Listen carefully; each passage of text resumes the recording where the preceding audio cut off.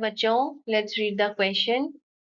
Part A. What is the phase relationship between displacement, velocity and acceleration in SHM? Part B.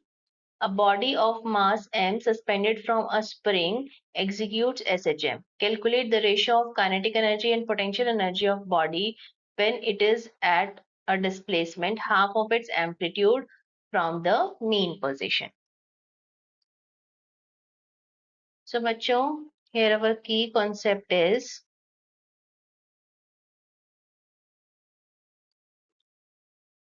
displacement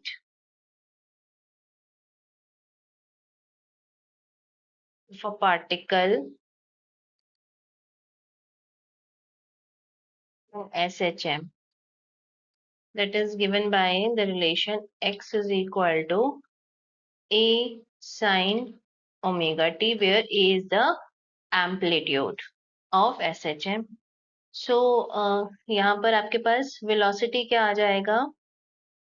v is equal to dx by dt, which is equal to omega a cos omega t, which can be written as omega a sin pi by 2 plus omega t, क्योंकि sine pi by 2 plus theta होता है cos theta. तो यहाँ पर इन दोनों के बीच में अगर आप x और v के बीच में फेज डिफरेंस देखेंगे तो वो कितना आएगा? पाई बाय 2. एंड आपके पास एक्सेलरेशन क्या है? Minus omega square A sine omega T. That means A is equal to omega square a sin pi plus omega T. तो अगर हम डिस्प्लेसमेंट और एक्सेलरेशन के बीच में फेज डिफरेंस की बात करें तो वो हो जाएगा pi. Now for part B, आपके पास एक बॉडी है of mass m suspended from a spring execute SHM.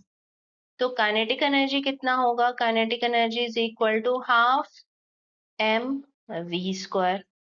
And आपके पास जो वेलोसिटी का रिलेशन होता है v is equal to omega A omega under root A square minus x square. So half m v square कर दीजिए omega square into ए square minus x square. अब यहाँ पर आपके पास x का वैल्यू गिवन है half of amplitude. So that means kinetic energy कितनी आ जाएगी? Half m omega square a square minus x को पुट कर दो ए बाय 2, तो ये आ जाएगा ए स्क्वायर अपॉन 4.